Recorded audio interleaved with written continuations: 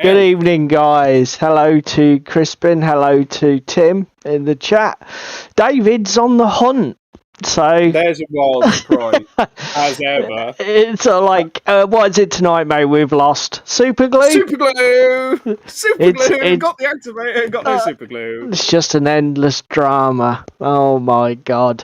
Hello to everybody who's joining us on the rewatch later on YouTube. Good to have you with us. It's another Thursday night live stream with the Yellow Belly Gamers. So mate, a quick rundown of what we're going to be doing tonight. He's found it. He's got his YouTube. He's happy. He's got his super glue. He's a happy man. Hello, Hugh. It was in my box of other stuff that I took home from yours on Saturday. Okay, cool. From our don't drop super glue on your pants. Sound advice, Tim? To be fair, telling David not to do something is probably the fastest way to get it to happen. Just gonna put that out there.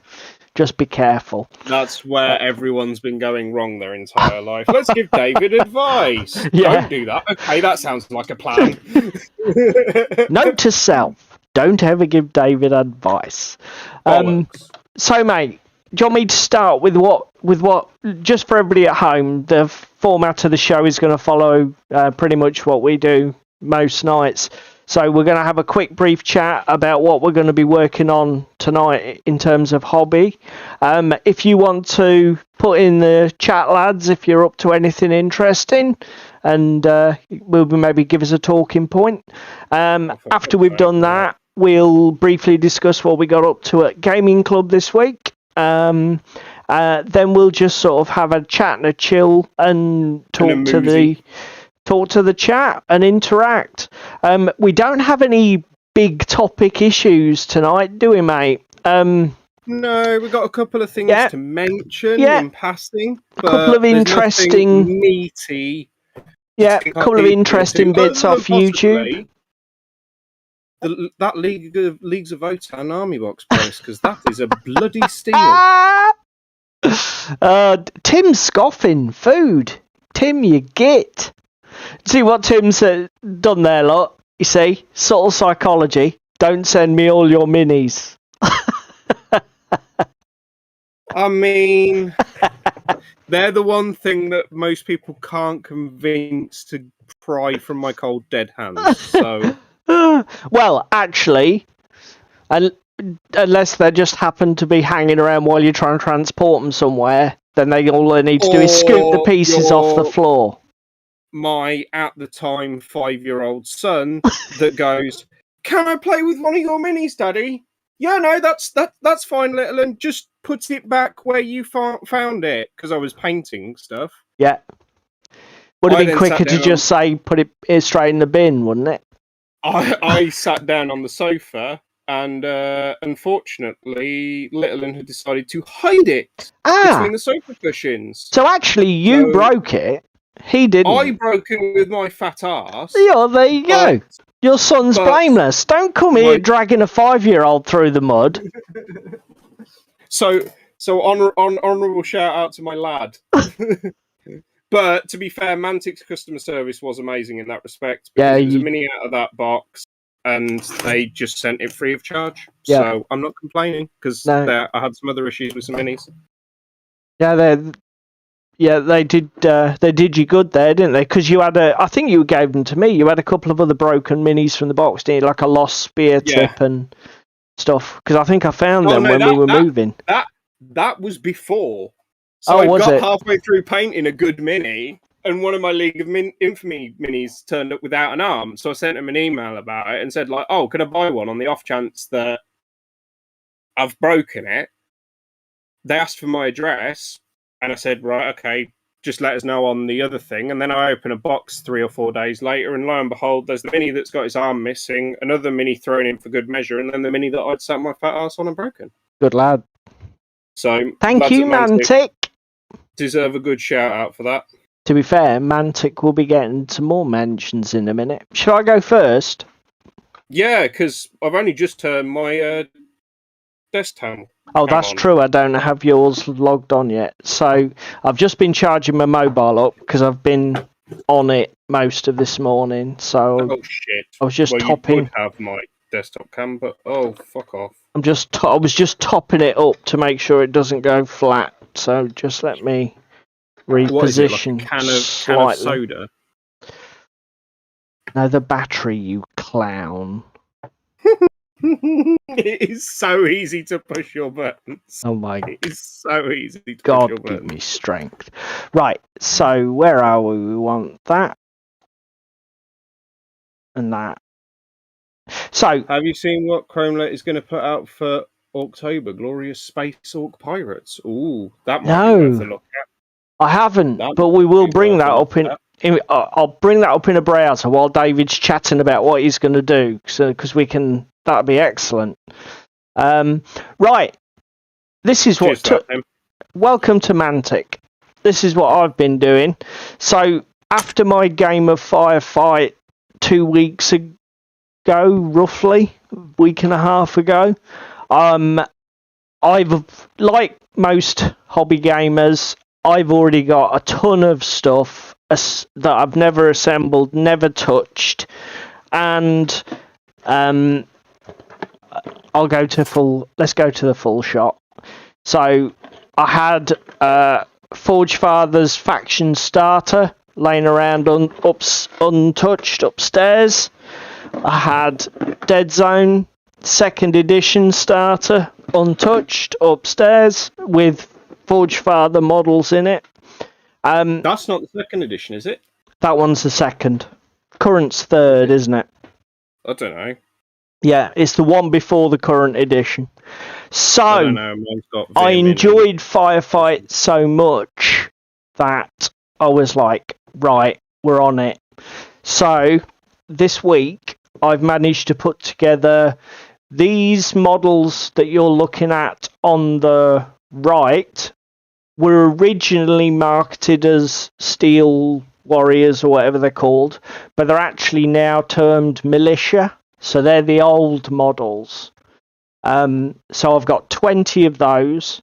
I've built my Forge Guard, which is the unit of 5 larger guys on the left, and then I'm going to run as my army hero, the Forge Guard Huskarl, is it they call him, which is the dude in the front here. So that's what I've been up to for the last few days, and I did think I might carry on because I've still got obviously loads to assemble, but actually David and I have Infinity scheduled for next week's club. I suppose I should be painting them rather than doing what I'm doing, but we'll gloss over that subject matter. And out of sort of respect for the game that we're going to be having, I thought I ought to base these models that are 80% done. Plus, painting bases is way simpler than probably doing complicated model assembly while we're trying to chat, because literally I'm just painting German grey on with a big fat brush. It didn't work amazingly when we did that, what's it called, session? So just let me go back to the main screen so people don't get motion sickness while I readjust my camera position. So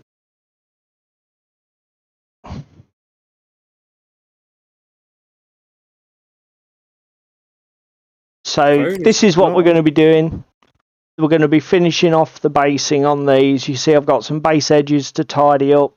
Some of them are completely white, so we're just going to get various shades of grey down and then black rim those. And then they're going to be finished. Hopefully they'll be ready for Monday. Although, mate, we don't know currently what armies we're playing, do we? No, you don't. I do. Oh, I suppose, yeah, you're going to play one of your armies. But there is a possibility I may play one of David's armies against himself. But we might discuss that later when we talk about club and what we did this week. Yeah, because I did feel terrible. Goblin Green. Hang on, Tim. Just hang on. Can someone pass me the sick bucket?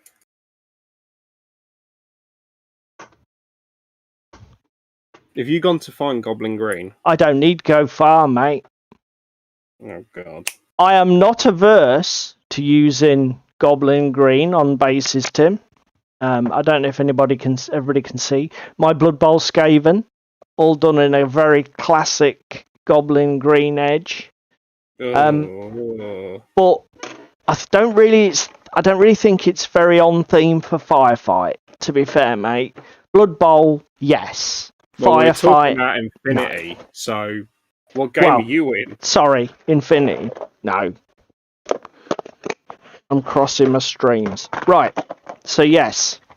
While I think Goblin Green is still a valid colour for base edging, as everybody over 40 does, not those models. Say, speak for yourself. Well, yeah, but you are over 40. I'm well over 40, mate. If I was only 40, that'd be a bonus. So that's me. What are you up to? If we go down to my minicam, we will. Oh, I've just noticed when your clippers go off, you're peeking out. We'll have to have a look at your. Yeah, but it's currently because I'm going through the McDonald's stirrer pile, as people can see on my minicam. Save one for later. When we finish the live stream, I'll get you to clip it, and I'll put a limiter on your audio source so it doesn't peek out for people. Anyway, while we're talking about it, we may as well show everybody, haven't we? Yeah. So, courtesy of my local McDonald's, I'm currently cutting the ends off coffee stirrers, and people may ask why. Well, hang on, let them work it out for themselves. They'll all know anyway. Tim and Crispin will know what you're doing with those. I'll hide it from the people at home if I'm on minicam. Because it's already there. Teaser's afoot. Yeah. He's scratch building terrain. Oh, yeah. German grey. There we go. It's out of shot now.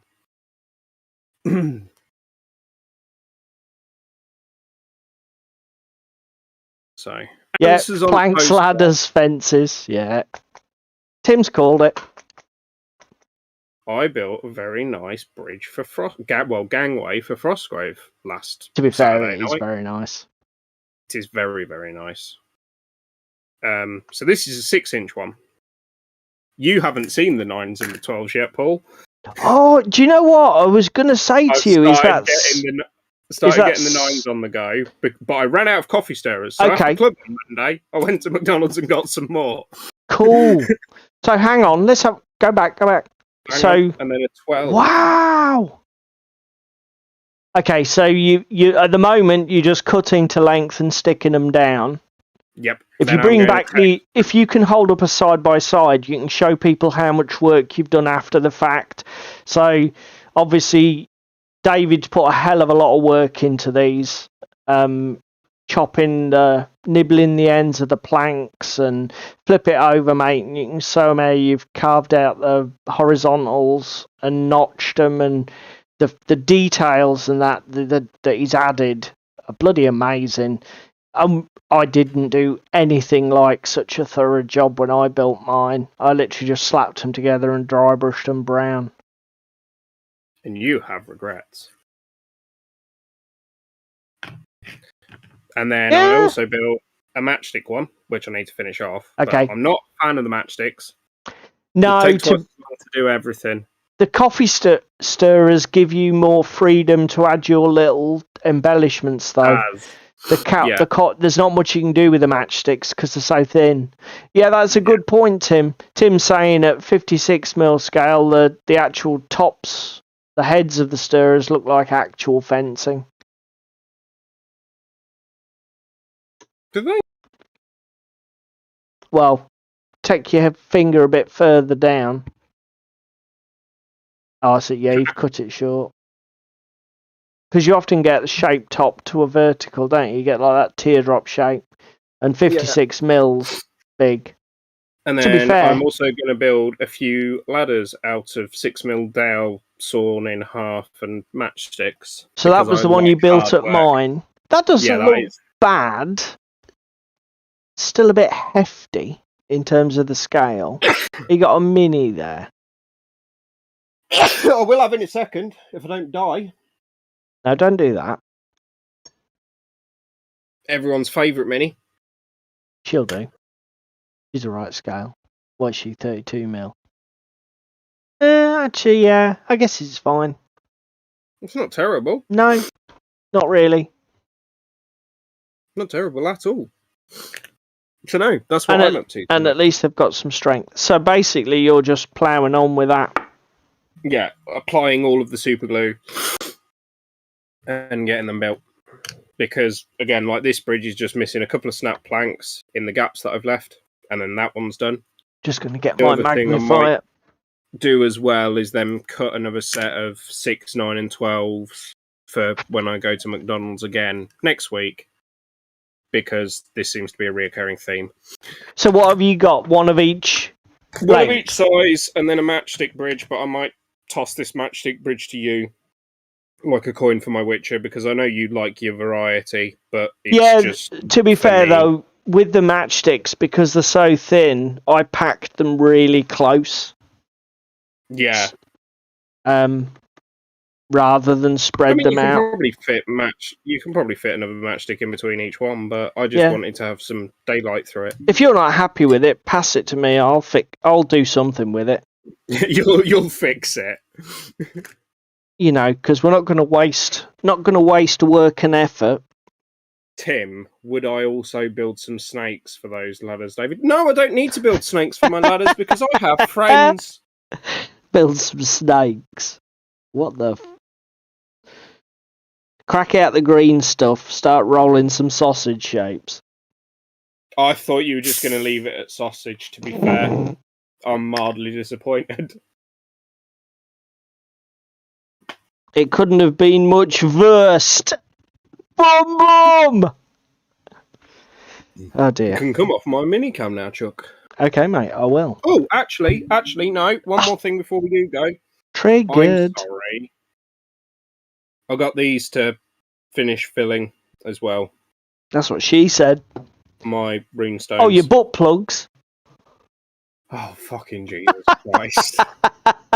No, not my fucking butt plugs, Paul. Because if you inserted one of these, it's gonna get lost. That's true. You slipped up there. Still, if you glue coffee stirrer across the bottom, you sound like a man with experience. Might want to use something a bit stronger than super glue, though. I'll try an epoxy.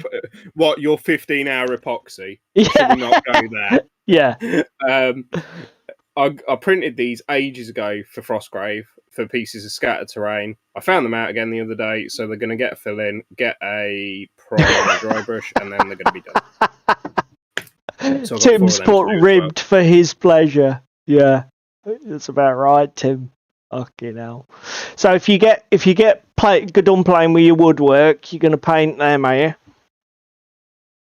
Fill them because there's still a bit of still a bit of a crack. Yeah. Oh dear. Who's right? I'm done now. You can go away. I'm not going to offend people. I already have done, mate. Already have done. We're back in the room. 3, 2, 1, back in the room. Move my phone and camera around. So we've already touched upon it briefly, but do you want to mention what you did at club?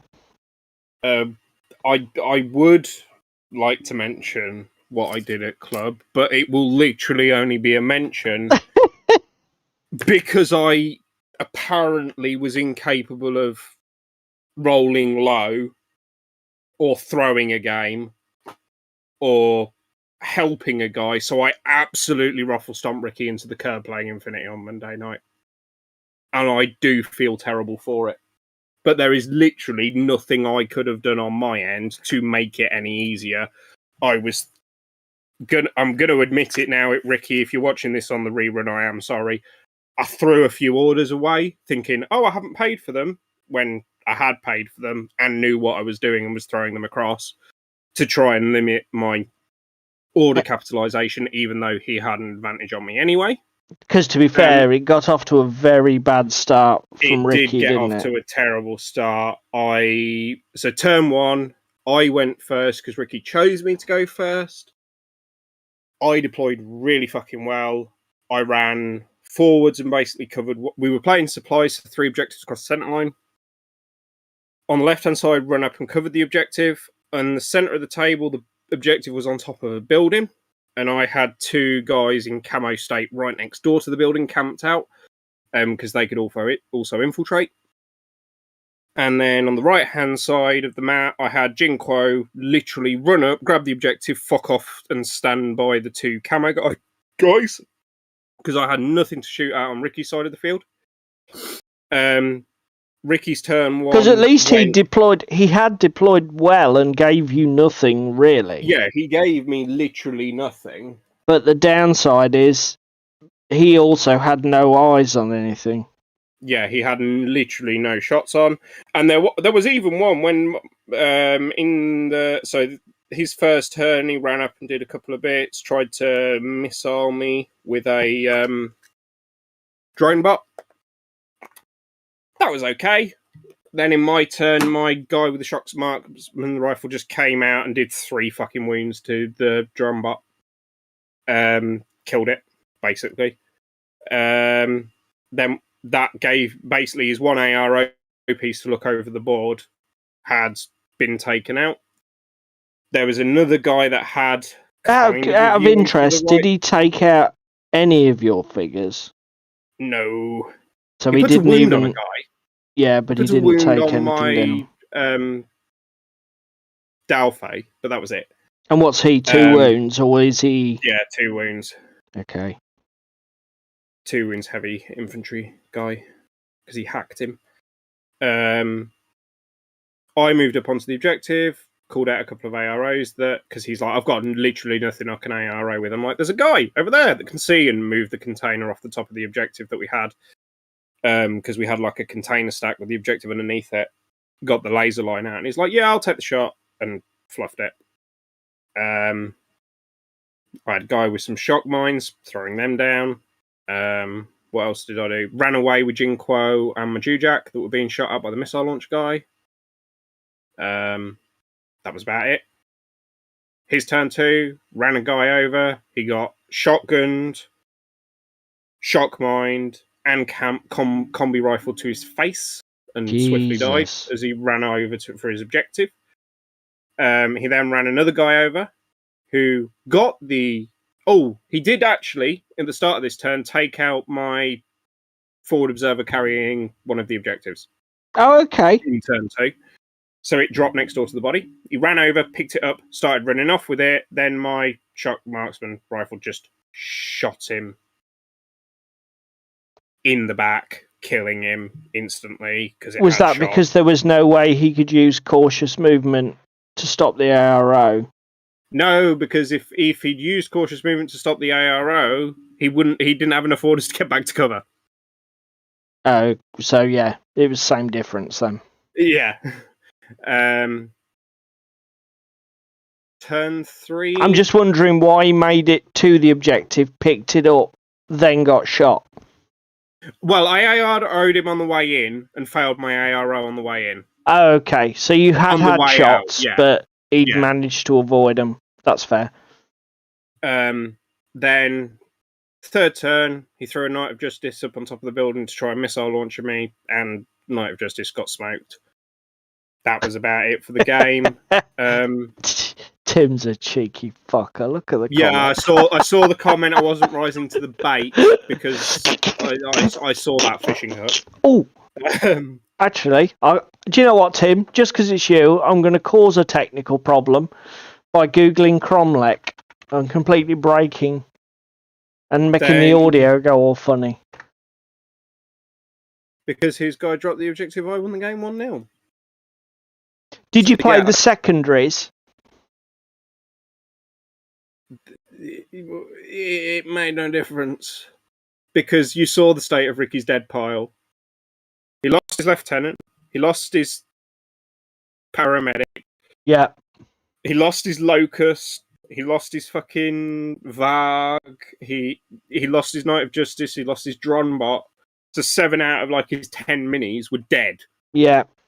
So even on the secondaries, which care about kill points, etc., and loss of lieutenant state, he was just smoked, mate. Okay, so you were playing with them, but it didn't change the game state in any positive way for Ricky. There wasn't any. It wasn't like the secondaries on, because it was just a core book scenario. It wasn't like any of the Duragama campaign ones. No, that's fine. I think you still use classifieds in the core book, though, don't you? You don't have to unless you don't want to. Oh, is it voluntary? Yes, because they're part of the ITS pack. Oh, I didn't know that. I believe they are, at least. So yeah, I felt terrible, and you'll even admit I felt terrible when I was at fucking Mackey's. Yeah, it was. You hadn't had that. You could tell that.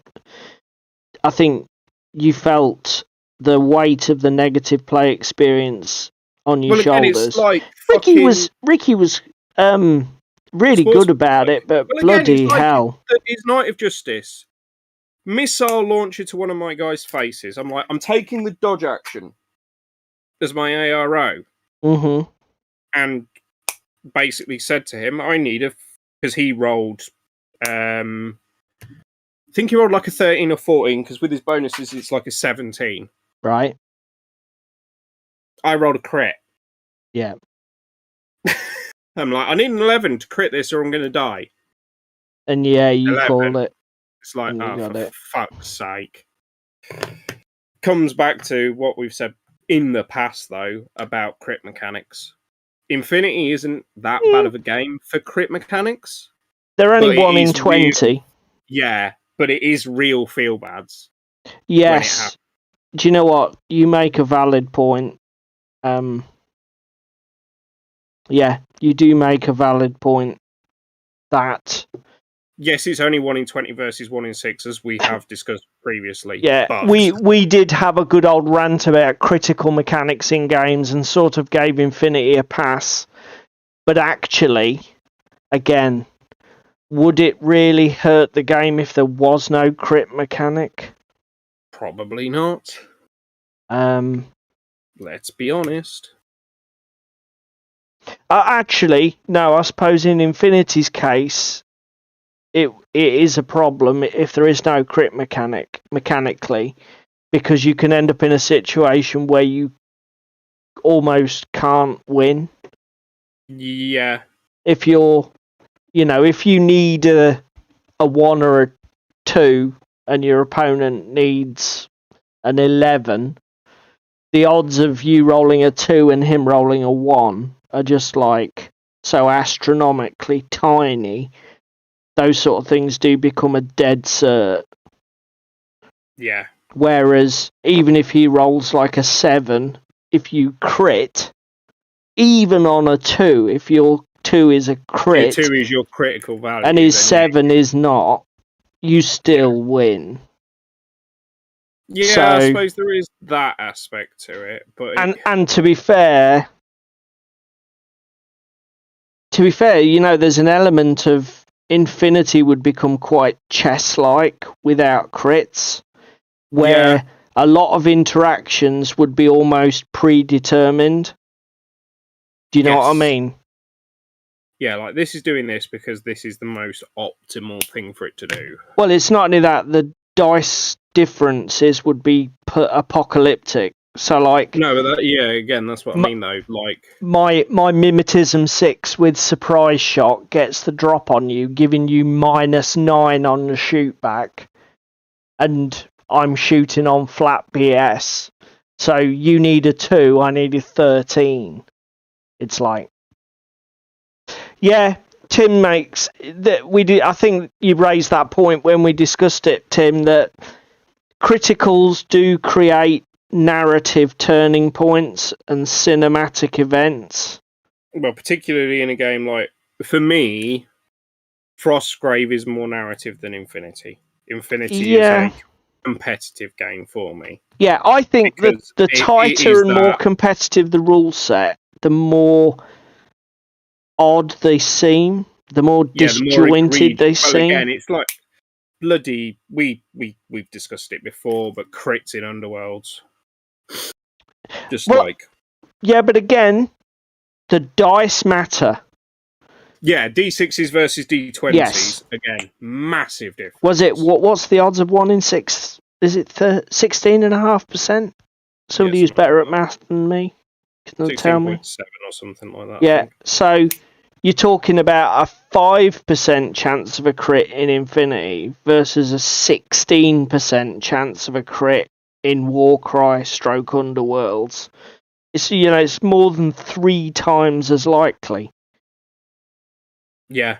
And but again, to be fair, that to me is even more egregious. Yeah. And also it qualifies the blame to be laid even more squarely at the game designer, because the person who should understand the mathematics of what they're trying to do should be the game designer. Yeah. It's a key skill that you must possess before you start designing games. There is always that in Infinity of that 5% where you both crit and fuck all happens. Well, yeah. I mean, that's the thing. Because they're opposed roles, every player has an equal chance of critting every time they throw the dice, unless one player's rolling more dice than another.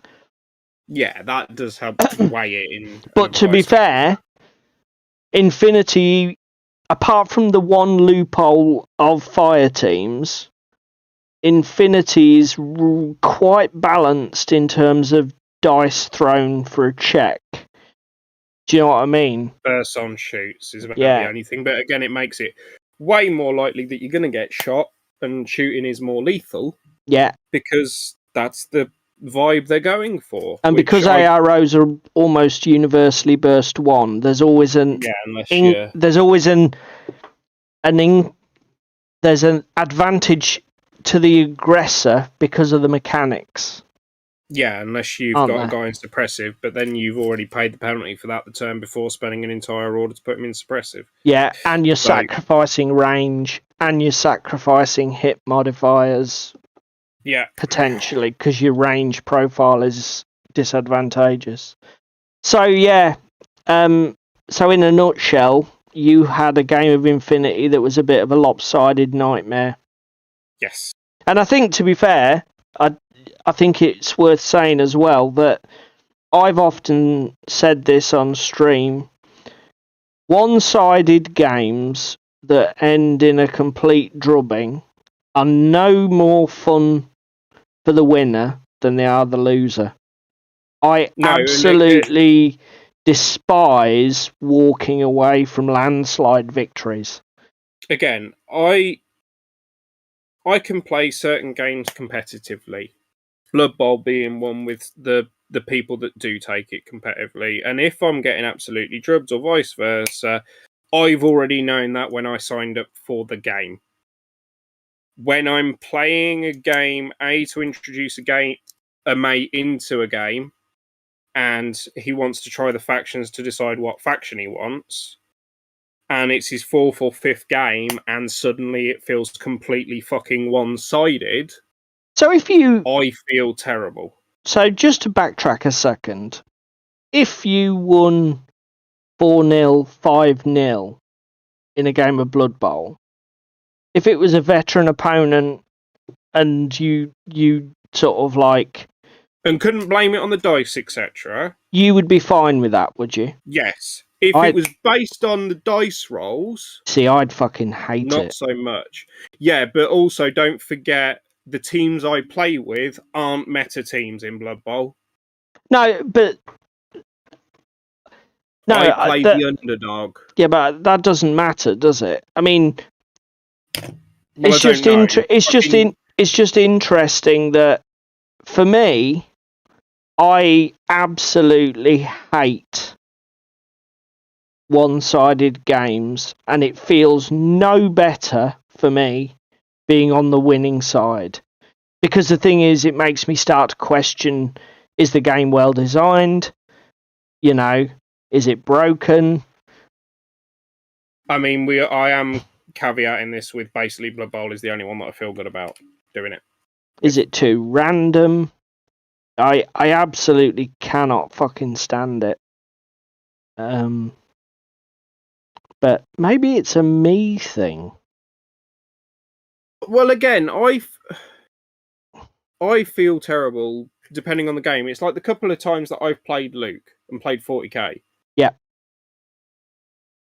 Tim's already off, so see you later, Tim. See you, Tim. I've tabled Luke twice playing 40k. Yeah. Completely unintentionally. Sure. And I felt bad about it afterwards because I'm like, how the fuck did I manage to table you? Yeah. So you've been there. I've tore it apart. I've tore it apart afterwards. Again, I think it's more the Blood Bowl vibe. The Blood Bowl vibe brings out the worst in me because it brings the super competitive players out. Have you had? Can you sort of bring to mind landslide Blood Bowl victories? I think 3-0 against Trev. Yeah, 3-0's pretty good. And I'm playing Skaven, and the one time he did try and clock me down and fucking stalled, I went and kicked the shit out of him, ran the ball off, and scored. Yeah. It's like, yeah, no, that's the thing. That'll teach you for stalling. So yeah, and again, there's times I've played Blood Bowl and I felt absolutely fucking terrible because I'm like, what the fuck's gone on here? Yeah. Because the dice haven't worked or anything else, but there are a couple of games of Blood Bowl that have been drubbings in one way or another, and you can't blame it on the dice or how the person has played. It's just the way the cookies crumbled on the evening. Like, again, it's not spiked dice on my part. It's just been shit luck on both of our parts. Yeah. I mean, I guess you're always going to have those outlier games where dice is a big thing. Yeah. To be fair, coming on to what I did at club, I played Malifaux 3rd edition for the first time in a long time. Doesn't require dice. And I played my 10 Thunders Asami crew, who's the Japanese witch that summons demons, Oni. And Trevor played his, I'm going to get this wrong, I think Explorers. No, I think he played Outcasts. He's got both boxes, but I'm sure he played the Outcasts. I'm sure it was the Explorers because he didn't have the henchman. Or he didn't have the face. And he had only a henchman and no master, but the cards were yellow. That's Outcasts, isn't it? I don't know. I don't play Malifaux. Yeah, I'm 90%. Somebody can tell us in the comments. It was a Malifaux starter box, and the cards were yellow, and the leader was a henchman, not a master. I don't know if that's standard across the starter boxes. It probably is, to be fair. And it's looking good, Hugh. It's looking very good. Trevor's not played much Malifaux. I think he played one game of 2nd edition about 3 years ago. Yeah, because he did say that he's not played anything in like 3 years. But he did enjoy it, so he decided to pull the trigger on his starter box. And well, two starter boxes, didn't he? Yes, 2 starter boxes, one for Explorers, one for Outcasts. And I'll be honest, I was quite apprehensive going into it because we carved the lists down to 30 soul stones, which is what made sense for the model selection he's got in his starter box, which is quite a small game. But obviously I was playing with a full-blown master, Asami Tanaka, and he's just running a henchman as leader. Yeah, and I was a bit... I thought I was terrified it was going to be a right This is going to end badly. Yeah, I thought it would be a lopsided nightmare. And again, admittedly, I'm not very experienced with the Asami crew, but I have played a fair bit of 2nd edition Malifaux with Wong, Bayou, and I've played him in 3rd as well. But do you know what? Pleasantly surprising.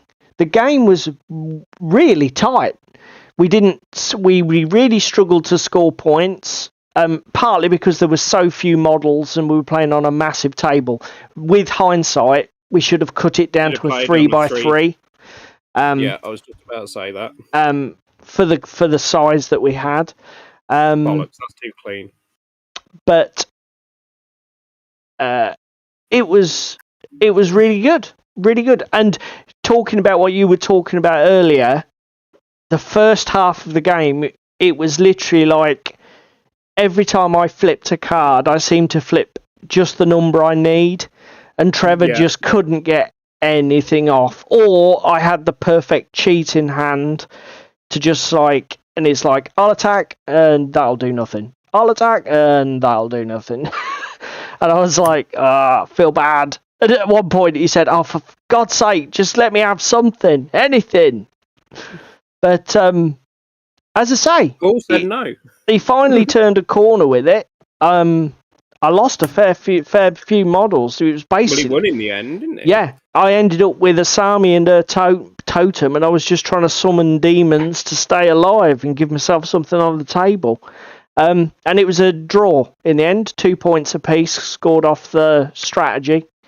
But it was very good, a really enjoyable game. And we both made mistakes. We both did retcons and takebacks and straightened the game up, and it was really good. It was one of them, it was just a really good, relaxed gaming experience. No fucking pushing each other to the, oh no, you don't get to take that back sort of thing. It was just really nice. And I'm looking forward to playing for some more, to be honest. Because you're gonna have to show me how to play, I think. With pleasure, mate. Any Malifaux. With pleasure. You don't actually have any models, but you can borrow me. I've got two full. I can borrow you, can I? I've got 2 full 50 Soulstone lists, so we can go ham. Or download cards for the club stuff. We've got a ton of options, mate. So, yeah, that was what I did, and it was good fun. So, how are you getting on with your building? Just putting the snapped ones on my 9-inch. Never a phrase I thought I'd be saying on stream, but apparently it is. Yeah. You want to emphasize the N there, so it's snapped one, not strapped one. Only you would manage to turn it into that. Crispin, was I the only one who thought of that? Just saying. I bet I'm not. You just have your mind in the fucking gutter. And I thought I was bad at work. That's as maybe, but it doesn't mean that I'm the only one. I've just super glued my fucking fingers together. Loser. Don't you fucking loser. You did that the other day. Yes, I know I did. They were you barely tore any skin off separating them. It was a fuss about nothing. Didn't even have to go to A&E. Oh God, there we go. So I was thinking, right? It's coming up. I'm just spraying accelerator on myself. Yeah, go on. It's coming up to October. How are you for New Year's resolutions? Did you make any gaming or hobby resolutions in January?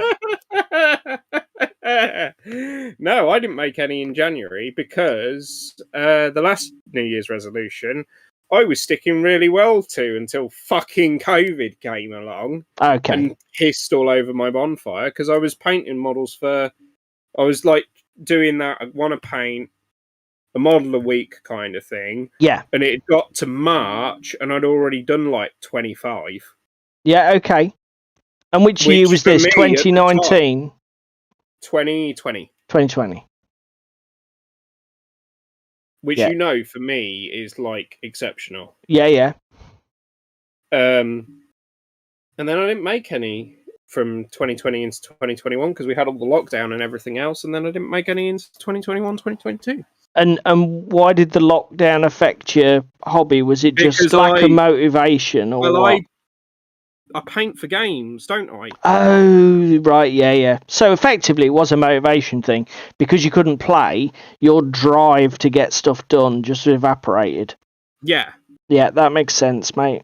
To be honest, you're similar in a degree. Well, to be honest, we did spend a lot of our time farting about with Farming Simulator and doing a lot of digital gaming. And I'll be brutally honest, it was largely the same for me. Well, I couldn't play a game. My incentive to pick up a paintbrush was pretty much nil. It's definitely a truth about my hobby that if those games aren't there to be played, I'm not the kind of guy to sit down and just paint for the sheer pleasure of putting paint on a model.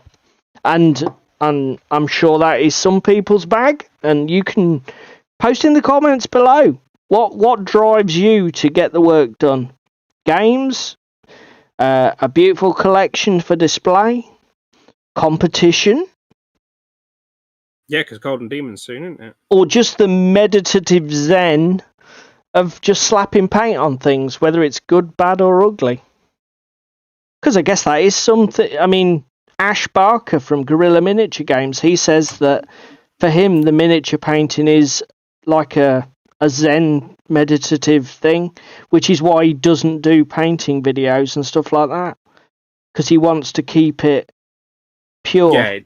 Yeah. He doesn't want to turn it into work, because that'll spoil that aspect of it for him. Yeah, I know. Which makes sense. Perfect sense. So the rub is, no, you didn't have any commitments. So there's not a lot of point me asking, so how are you doing against those commitments? I'll be honest, It's pretty much the same answer from me, mate. I never really formalised my ambitions for a year in terms of miniatures painted or anything like that. The only thing I sometimes will do is I will say to myself, this game that I've been keen on for ages, I will get into, whatever form getting into it involves. Buying a start set, building an army, playing some games. So we've still got a few months to go until next year. Yep. But I think we should start planning and hold ourselves accountable. And same goes for the people at home, I think. What, for going for next year's commitments? Yeah, for 2022, 2023. Hugh is to display and chill out. Yeah, and I completely get that, Hugh. Again, up until this year, beginning of this year, I didn't even have a display place for my painting minis. Like, I'd said about it for ages for you, hadn't I? About getting like a glass cabinet like you had at your old house. Yeah. I mean, I managed to get myself a nice one in Scotland, but there was an unfortunate accident. With your missus. My missus, we laugh about it now, but it could have been fucking serious. I know, it could have been, mate. It's like one of them all glass ones. It's got a mirror for the backboard, and then all the sides and front are glass, and she fell through the bloody door. Obviously, it was safety glass, so it just sort of dissolved into a million crumb-sized pieces of glass. She had, superficial cuts and bruises, but that one of my jobs to do is, when I get paid next month, is to get that fixed, to be fair. I need to order a replacement door and some extra shelves. Because for me, it's not the urge to display my fantastic art, but I find it really motivates me to see the work there finished, particularly if it's like a project that's half finished. Like, you'll see it there and you'll think, I've got that to paint. It's like when my bolt action was out. Every time I walked into the hall, it was like, I've got to paint that tank. I've got to paint that tank. And that's how that Chiha got done. Because I was there seeing it every day. Do you know what I mean? Why is my microphone so fucking rattly? Let's see if I can tighten this up and stop some of the rattle. And girls at home. Everyone here You're breaking up a bit, for me anyway. I don't know how that's going to be for other people on stream. Do a testing. Is that better? Yeah, that sounds okay now, mate. Because my microphone come loose in its holder, and I just tightened it up and I just pulled the USB out. That's why I was getting. That's why I was getting rattle as I was moving things on my desk. Yeah, because it was vibrating against the shock mount. No, that makes sense. Right. Let's go and find a razor saw and a dowel. Right. There's a razor saw. Hugh, don't call me out this week for making sounds. Oh, God, you're not going to go at that again, eh? Fucking hell. No, to be fair, I'm only doing the 6 and 9 and 12-inch dowels for, what's it called? Making the horizontals for your next set. Yeah. Call them. I'm sure there's a technical term, but we know what you mean. I'll tell you what, basing's a pretty good job. Note to self, basing's a good job to do because you can chat and do all sorts of other crap. You can chat shit on stream. Let's get rid of our ugly mugs and put something else up on the show on the screen for peeps. So, is this Kromlech? Yeah, we can. Do the Kromlech. Should we talk about Monty Python first? Now let's do Kromlech because I've got it up. Because I haven't seen this shit, so I have to get my laptop. I haven't. I'm wondering if they've got a news part of their website. Just excuse me a second. I'm just going to browse. No, there isn't. Might it be on their Instagram or something? I know that doesn't help you right now, but Tim said it was for October, wasn't it? Let me Google Kromlech October. I wonder if he saw it on tabletop. Oh, here we go. 30 seconds of Googling later. There we go, boys and girls. No, there's our we answer. don't. Broken link. As long as I don't start singing. I don't have any music on, so thank you for reminding me, Hugh. I got shouted out at work today for whistling. Whistling along to a song while I was working. Why is it? Because it was disturbing everybody else in the office. Self. No, one of the other engineers screwed up a piece of paper and threw it across the room at me and shouted at me to shut up. Because it was tuneless noise. Yep. It's not me, I'm just special. Oh, right. I'll tell you what we have found. What have we found, eh? So... Let me lean out a shot a second. I don't know if my audio is still picking up. Yeah, we're still getting your audio. Let me switch over to the people at home. So, we've got a YouTube video by a guy called 6+Stevo, who I think is... I've seen him do battle reports with the Necron guy, Idic Beer, I think. I know they've got a new website as well, because I saw a Spiky Bits article about it being super smooth. Who's that? Kromlech? Yeah. I've just been on their website. It looks absolutely beautiful. But as I say, there's no news section. So it's an Orc Big Mech.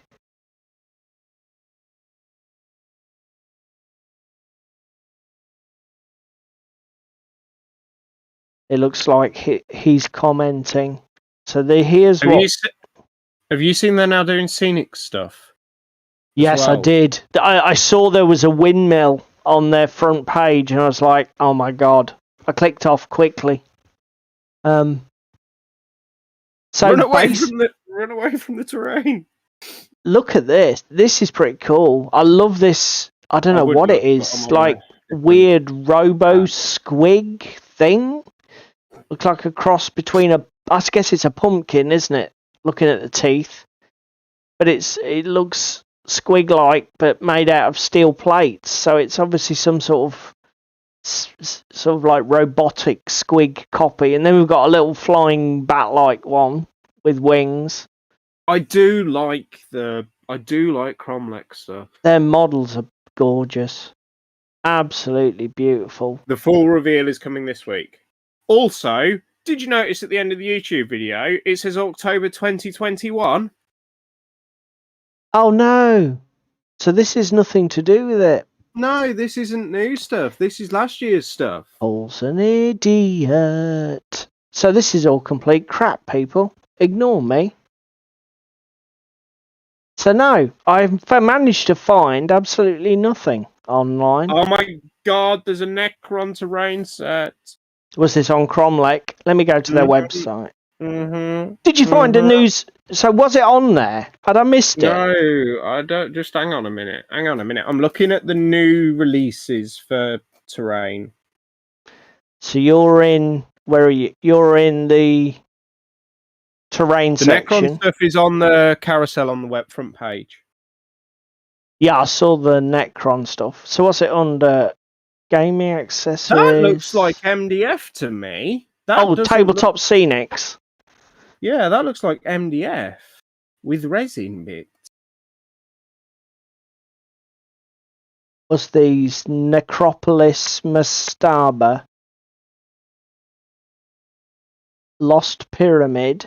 This is the centerpiece by the looks of it. Yeah, you know the reason why we stayed away from Kromlech and terrain? Why? Because they're the official Frostgrave terrain supplier, aren't they? Are they? Because they did the Haunted Gatehouse, Walkways and Arcades, and Eventide Manor for some of the Frostgrave scenarios.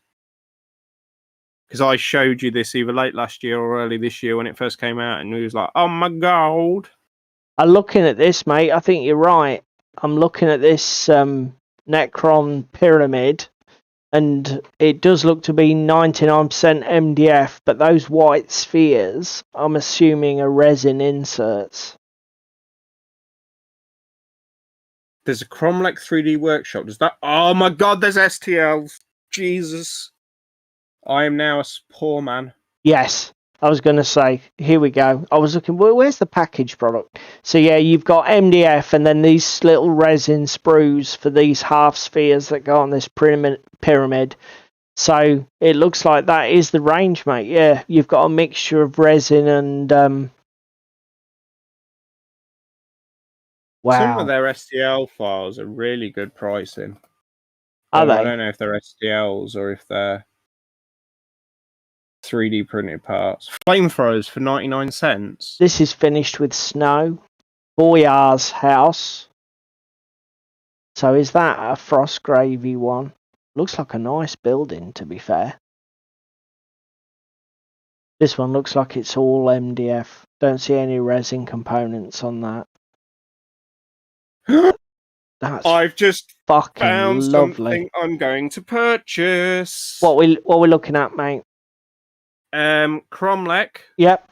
Their 3D workshop. There's a thunder gun with flamethrower, and you full well know why I am downloading that, because I have a Stern God squad that I need to outfit. With combi flamers. Yeah, combi flamers. 99 pence for the STL, and then I'll print a load. Oh That's my god. Insane.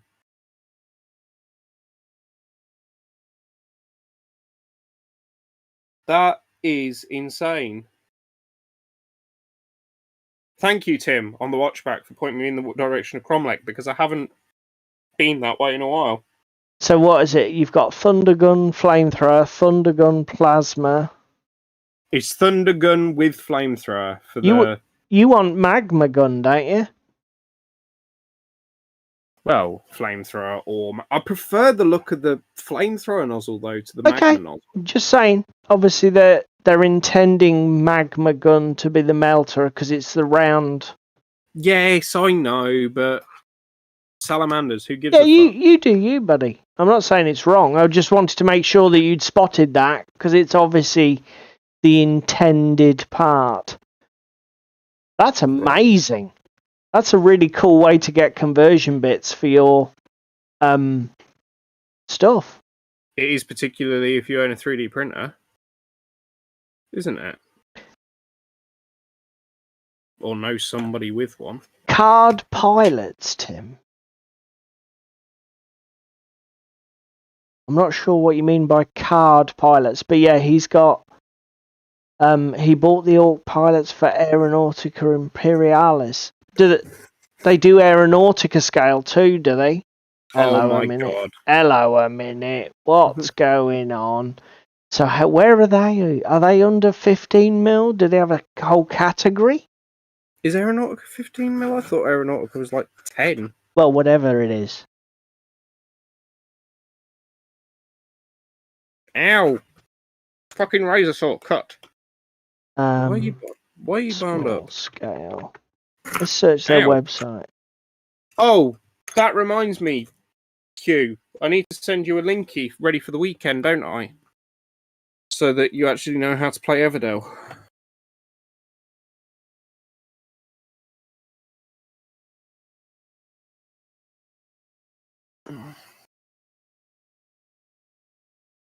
You having a rummage?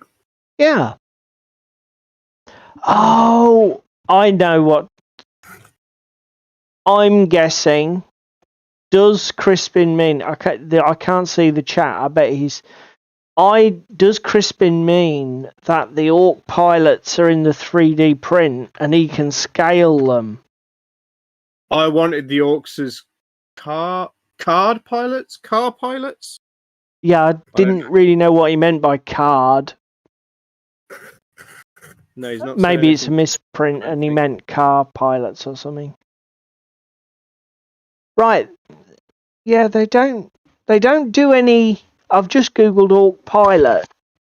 And they do miniatures. I don't know how they would work unless it's something, because I've never played Imperialis, so I don't really know. Maybe there's a thing where you can use a 28mm model as a token or a marker for something.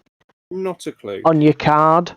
Maybe Did we say at yours on Saturday 3 6-inch, 2 9-inch, and 2 12-inches? I probably would only make 1 12, 2 9, and 4 6 if it were me. 12 is the one that's you probably wouldn't fit more than one on your board. I don't know. You haven't seen me make boards. That's true. You're right. I haven't. Okay. So we've got German grey down everywhere. So another thing that we did see on the old Intertubes was this Kickstarter coming soon. For the RPG fans everywhere. Yeah.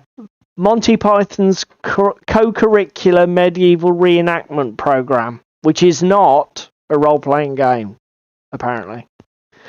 Don't know anything about it, but it just looks hysterical. I like this. A terribly rigorous supplement for serious students of English history and not at all a tabletop role-playing game for silly persons. I'm really tempted to get it.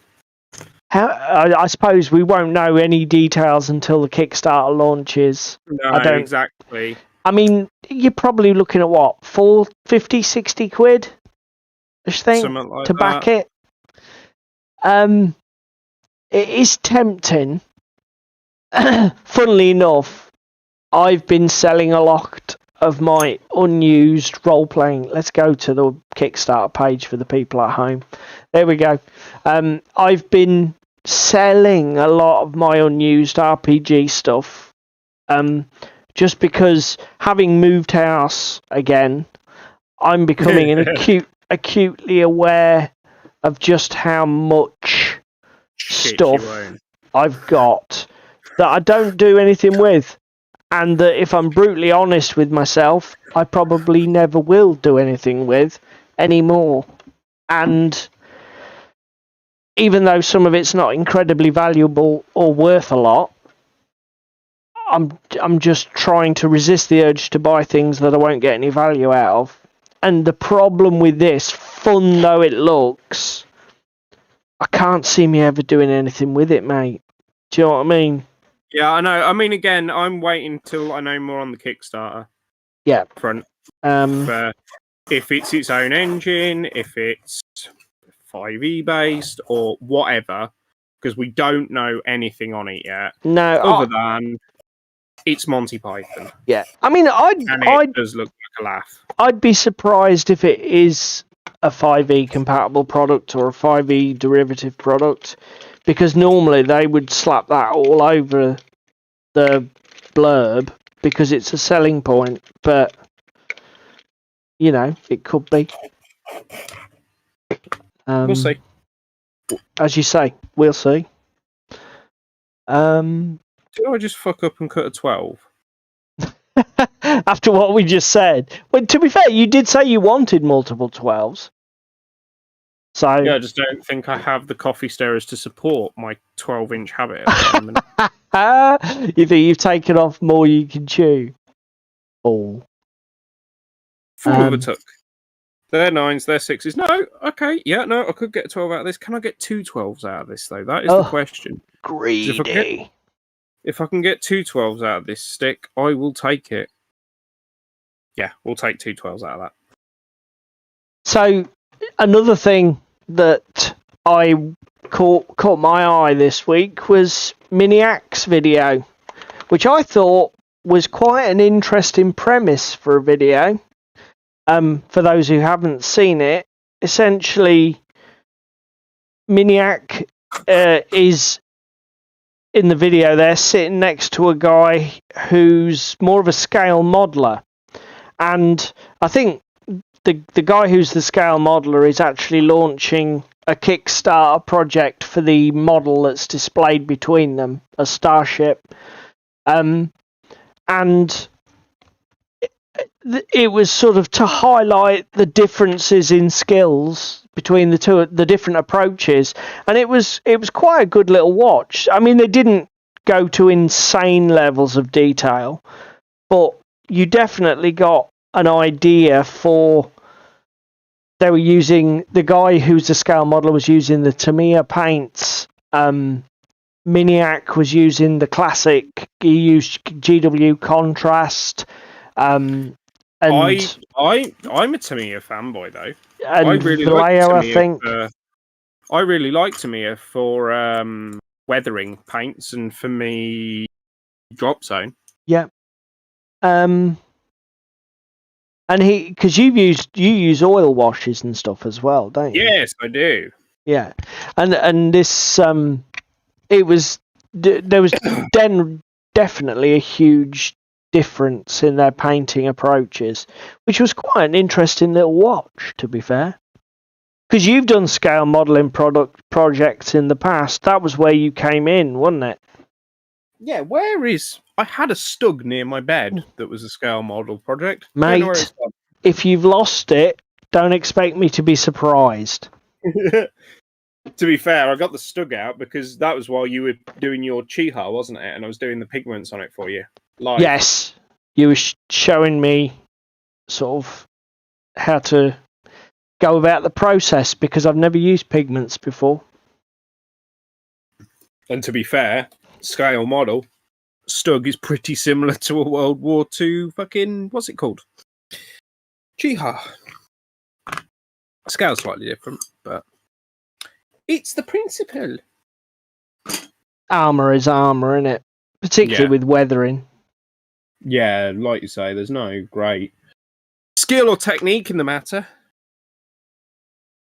No, not with weathering. It comes down more to having a good eye, I guess. And a reference material more than anything. Reference material is worth hunting for and spending time looking for. Because it's one of those things that can make or break a mini. Do you know what I mean? What, weathering? Well, just reference material for getting the camo appropriate size, getting the weathering right. To be fair, it can. I mean, it's a very individual thing. Again, when I painted my World War II, I did really go full bore on the research and getting, recommended colour palettes and that sort of thing. But I'm not. I wouldn't ever criticise somebody from coming at bolt action more from a gamer's mentality, where it's like it's a khaki. It's close enough. Do you know what I mean? Yeah, I mean, again, I suppose that's because that's where I cut my teeth in the hobby. This is the problem we have, that I started out building Airfix, Humbrol, Revel, Italeri. But where do you sit on there's a right way and a wrong way to do historicals? I'm not so fussed on making something fully match, for example, a particular platoon or squad, or do you know what I mean? Yeah. But what if somebody put down some British infantry and they were painted in a grey with black webbing? Yeah, I would be triggered. If it's close to khaki, even if it's a brilliant paint job, yes, I would be, because then I would think I'm playing Germans, not British. There. And I'm sorry, am I the asshole? But do you know how I'd look at it, mate? I wouldn't. If somebody did that to me, I'd be genuinely pleased that at least they were putting down a painted army, and I wouldn't say shit. I definitely wouldn't do it myself. No, but again, I wouldn't slag them off to their face or anything. But it's like that. You'd be quietly triggered, is what you're saying. Yeah. You wouldn't raise criticism, but you'd definitely think, rage quit and cancel the game. But I'm like, okay, this is a bit weird. And again, it's credit to people painting things how you want. But unfortunately for me, Bolt Actions is one of those games. I'm not saying paint to historical levels of accuracy, but at least try and make an effort to match the scheme. Again, if somebody wants to play full Schmega and paint fucking oak leaf camo, or even make a rough attempt at painting oak leaf camo, all credit to them. Not for me, not my jam. So I wouldn't criticize in that regard. But if they painted them up as, I don't know, olive drab fucking American paratroopers, yeah, quietly triggered. Does that make sense to everyone at home? I'm hoping it makes sense. I mean, I think a lot of people will empathise. Again, if you want to paint some however you want, go play Frostgrave, Bolt Action. But like, as I say, historicals for me are unfortunately where I came from, so I do get a little bit annoyed and triggered. No, that's fair. I mean, to be fair, there are people who would literally fucking just go on about it the whole game. We know those decals are wrong. Those unit markings aren't right. That particular battalion did the fucking real rivet counters. Yeah, that's not the correct shade of red for the second half of the 16th century. It's far too scarlet. Yeah, whatever. Yeah, I'm not to that level of. But as I say, my view would be I'd be so overjoyed that somebody had fully painted something. They could paint the fuckers candy pink for all I care. Again, I can't criticise because again, if it was fully painted, I'd be like, win. I have very few fully painted armies, don't I? But then again, maybe I'm just easily pleased. I mean, you said it. Nobody else That's did. True. I did. Called out myself. Do you know what? making the change. I don't know if anybody else at home has done this, but if you'd still dry brushing with standard paint brushes, stop. Go get a makeup brush. Or you can either go luxury end of the market and buy like the round, soft bristle, Artis Opus style dry brushes, or you can buy cheap, shitty makeup brushes from Superdrug in all sorts of sizes, like I did. But oh my god, other makeup brush suppliers are available. Yes, but oh my god, do they make the process of dry brushing so much less tedious, less irritating. You know, you can get lovely distribution of paint. You get more control over what you're doing. The other thing I find is it goes on buttery smooth. It's not harsh like dry brushing can occasionally be. Do you know what I mean? Yeah, to be fair, you're probably like me, where actually you're doing other things to actually help with that. It's like everything that I've seen online, the main way to avoid that chalky, horrible dry finish is to not dry brush with your brush too dry. Keep it moist. And the thing with these large body brushes where they've got a ton of bristles in a round sort of shape is they hold their moisture and they don't dry out. And sorry, this stream suddenly became 18 rated. Why? The amount of moist and wet and large body we just had in the past fucking tirade. That's fair. But so yeah, for everybody who's not watched it, feel free to go and check Miniac's video.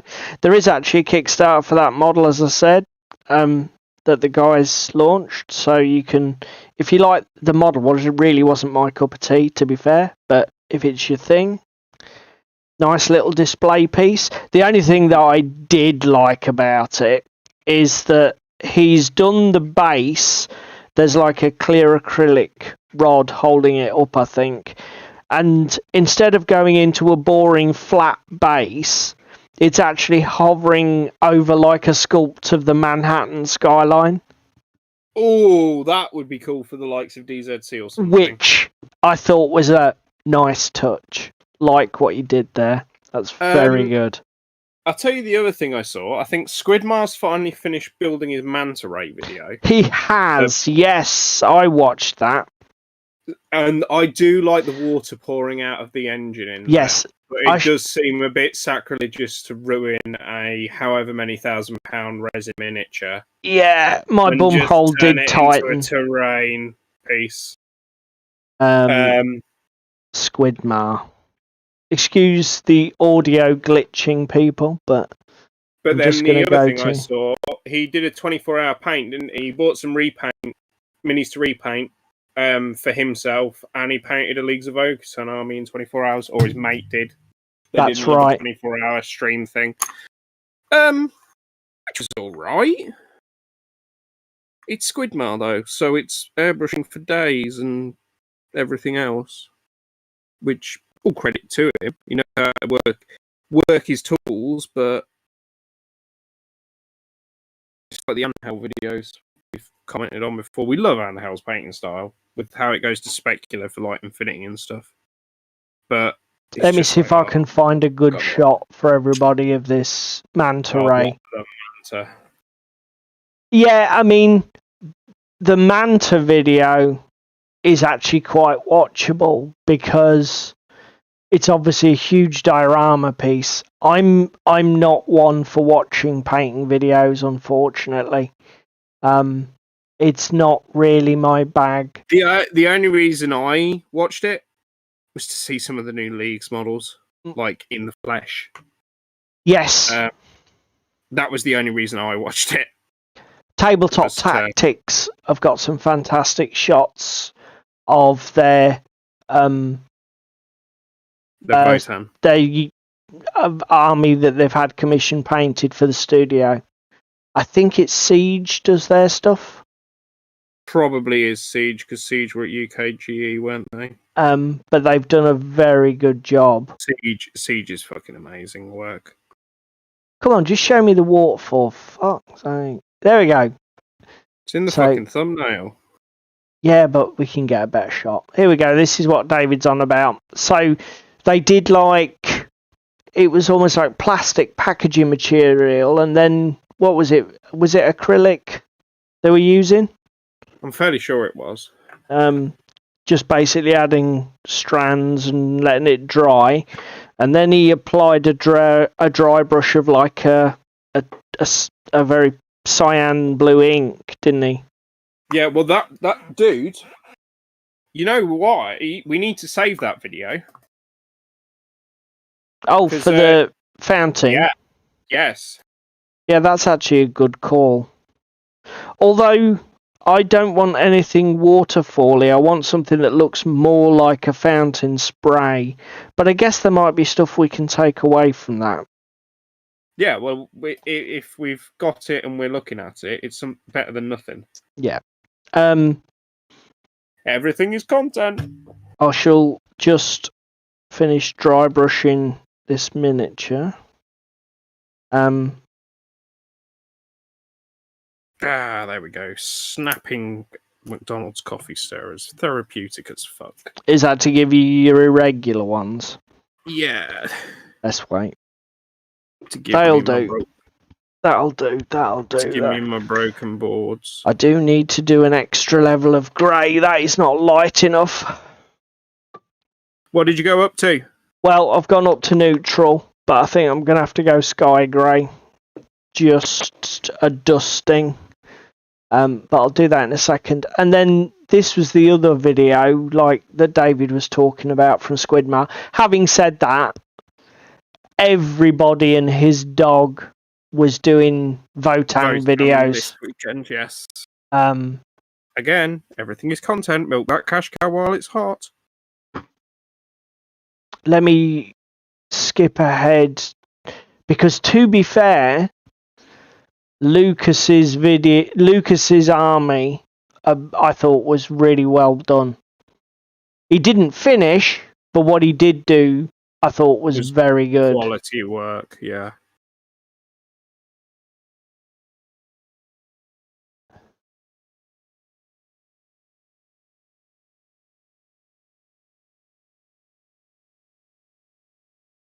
What have I just done there? Technical glitches! There we go. There we go. That's the look that he got on his Leagues of Votann at the end. And it I was didn't quite get to the end of the video, so I'll get the to see this. faces. It was funny actually because it was sort of like a conspiracy of circumstance, because he tried to be a clever dick and use an oil wash, I think it was, on it, and then he just couldn't get it to dry because obviously I'm guessing it would be like 30 degrees below there in Sweden at this time of year or wherever it is they're from, and it wouldn't dry, so he ended up gloss varnishing it just so he could move on. But in the time while he was waiting for it to dry, the only bit of the models he hadn't glued on was the heads. So he ended up spending about fucking 6 hours just painting faces, and all the faces on the models look amazing. Because he did so much work on them. It was quite funny. They are really nice models, the Leagues of Votann. Yeah, I really rate them. The only other Votann video that, well, I've watched a lot of them. This would be my pick for people. Leagues of Votann unboxing by Tabletop Tactics. It's put up on the 17th. I would recommend this one for several reasons. Fantastic shots of a studio painted army. So you get to see a lot of the models. They really talk about how they've put alternate poses on them and what you can do with the kit. They go into the lore. They talk about some of the rules and how the army will play, because Tabletop Tactics is very much that's you know, they're big on that side of the hobby, playing as well as just painting. But I will warn everyone, it's a long video, so be prepared for a good couple of hours. Get a cup of tea. Yeah, I've watched 2/3 of it in 2 sittings, and I shall finish the rest off tonight after we're finished here. Good video, but, and again, to be fair, Lawrence, I can't remember the name, the chef, I think his real name's Lawrence as well, and Beard, they've got really good chemistry, these guys. They got Katie as well, haven't they? Katie's. Yeah, they don't take themselves at all seriously, and they work really well on camera. I find them quite entertaining. They're a bit, when they get into their rules stuff, they play on the hard edge. They're very much into the competitive meta, so they leave me a bit there. But their product reviews, their codex reviews, they're always very light-hearted and a bloody good watch.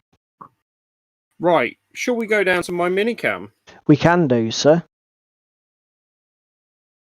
I'm just checking. Yep, let's go over to David's minicam. Hide that. Minicam. There we go, everybody. Oh, that's looking better, mate. That's the 12-inch one. Now it's excellent. Finished. Got some boards in it. All infilled. Very good. That's the 9-inch one with its broken boards in. Yep. And then 6-inch one. Bloody hell. And a second 6-inch one. Jeez. And I have left this many coffee stirrers. Oh, you've done well though, mate. So I need to. Next step is what? Are you going to nibble the ends of each individual plank? Nibble the boards and etch the boards with the tip of a hobby file. Oh, God. So we get this nice wood grain effect in, and then I need to go in with a little drill bit and just spike for nail holes like these ones. Oh, mate, you're doing so much work. Yeah, but they look fucking amazing for it. So what did you do? On Saturday, yeah. Right, these broken boards. Once the glue had dried for 12 hours, guess what I did? Oh. Leant on the board, bent it up, and then added more super glue underneath. So it doesn't actually sit flat. Oh, dear. No, intentionally. Oh, right, okay. Oh, well, that's good then. Because they're broken boards, so they're not going to sit flat, are That's true. They're going to sag inwards. That's a very good point, sir. Have you done that with the ones you've got there? No, because I'm going to texture them while they're flat. And then if I break them in while they're flat, it doesn't matter. No, that is true. So what did you do? Literally just run a needle file tip over them? Yeah, just the... Where's the one that I was using? It was neither of those.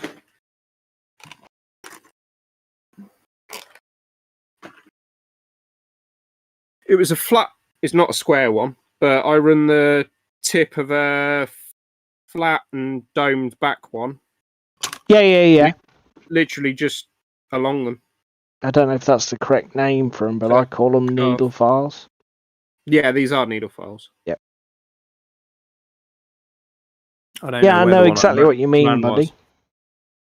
And then for doing the nail holes, little wax carving tool, I use the spiky end. Yeah. Also, I have used and buried in plaster over the years, but I just occasionally take a Dremel to it to give it an edge back and grind the plaster away. So, just used that, spiked it in up until the plaster depth, spun it around a couple of times, pulled it out. And it just gives you... And I like the way you've done them as like offset and almost random. Gives it a real ramshackle look. All boards have 2 nails in. That's it, and they're all on the diagonal to one another, but there's no, like, they're going this way for a bit, and then this one decides to go the other way. And then on this board, they're going this way, but then this one, they're going the opposite way. Do you know what I mean? Yeah. It's all just higgledy-piggledy and thrown together, and then backs were done with literally a set of pliers and going in and cutting and pulling material out like that if it's coming up on camera. And then also going in with either a Stanley blade or a scalpel blade just to notch and carve bits and pieces. And then the ends were also equally attacked with a set of pliers to give them a nice chipped, weathered effect. So once all these are done, it'll be rattle can coat and then dry brush. Peculiar. But I think definitely 3 6-inches, a 9-inch, and a 12-inch. Definitely for starters. I've got another 9 and 12 ready. That's what and then she the said. other thing I'm gonna possibly build is like some probably 3x3 platforms. Like we talked about with the scaffolding idea. Yeah, so either use these for uprights or my 6mm roundel, and then build like a gang set that's on a 3x3, and then do these planks, cut them into similar lengths to this, weather and chip all the ends before I stick them down, and then stick them down over like a thin, possibly like matchstick on the diagonals, grid underneath, just to give it a bit of support. Yeah. And not only that, create that sort of like almost planks just cobbled together look. Yeah. So no, I've been a busy boy. Yep. Got 12 inches of walkway fully built tonight. And then probably about 4.5 inches decked out that I'd already built. Because the other beautiful thing with these is they're 40mm wide. These are set up on my pad, so each of these is like 10mm. So I set the inside lines of the gangways on the 10 and the 30mm mark, and then the planks overhang slightly for those at home that want to make some. Yeah, I think 40mm was a good size to go with. 40mm is a good shout. I mean, it's possibly a bit narrower than I wanted, because these are 32mm base minis. Yeah.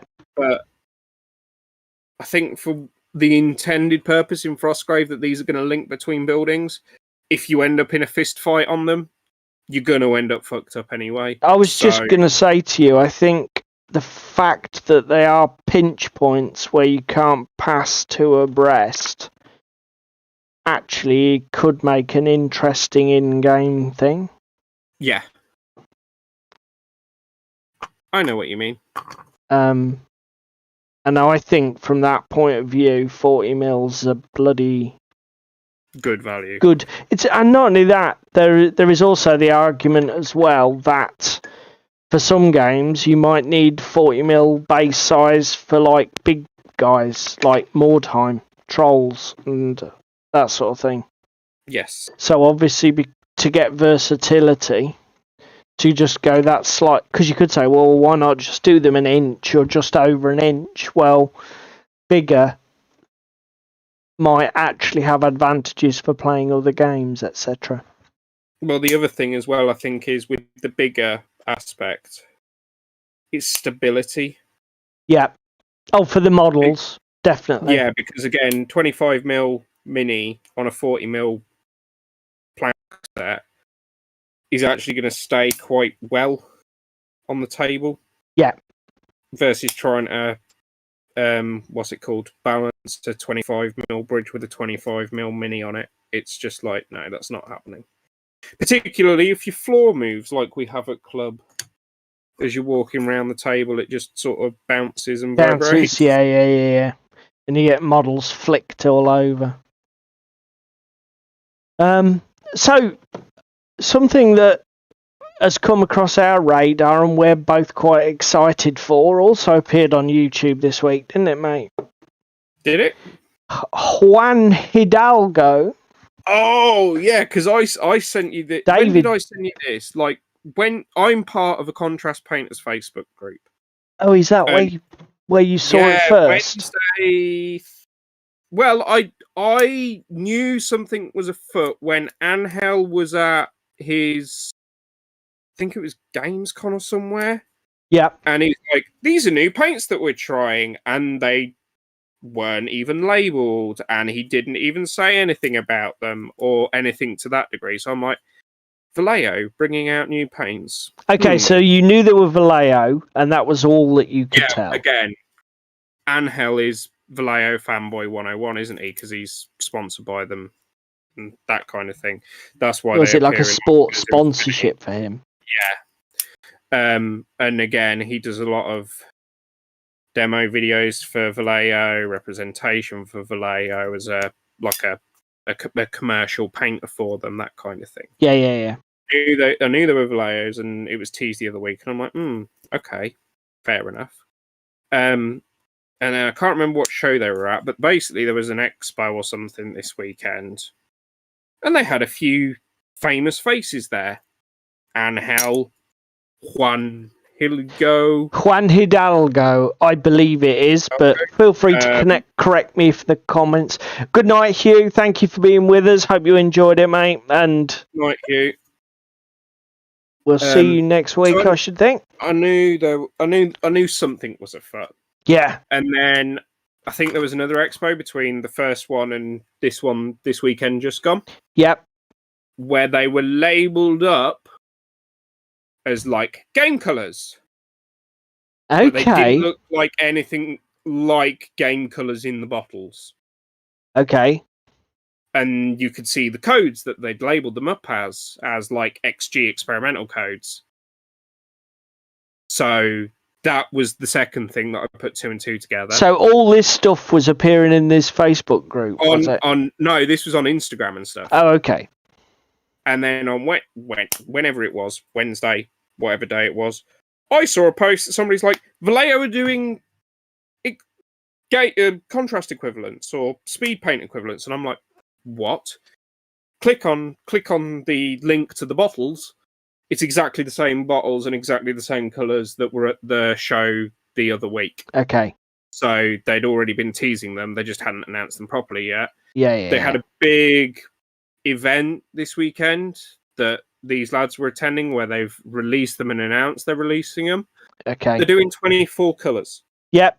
Well, for everybody at home, Juan Hidalgo, his video is, I've seen 2 or 3, but most of them are pretty much like news pieces, and the only thing they're doing is sharing the information like David's got from other sources and what they've read, etc. It's all collating it together, aren't they? Yeah, it's all secondhand.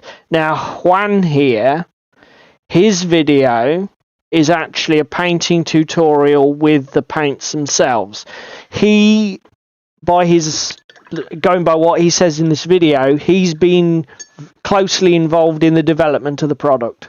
So he's been hands-on with Vallejo, making, testing, not making, but testing and giving feedback to the paint formulators on and actually refining the product. And it's a great video. He does a painting tutorial on I think it's a GW Ogre. Yeah, it's a Blood Bowl Ogre, isn't it? And it's really good. The skin looks amazing on it. The most surprising thing for me, mate, about the video is the way that he says that they're as good as contrast paints. And he basically comes out there and says, we're not trying to be better. You know, we want to be as good because, in his opinion, contrast paints are great and there's nothing wrong with them. Well, again, he's a big fan of his grisaille and contrast and everything else, isn't he? I'll be honest, you'll have to tell me, because I know nothing about Mr. Hidalgo.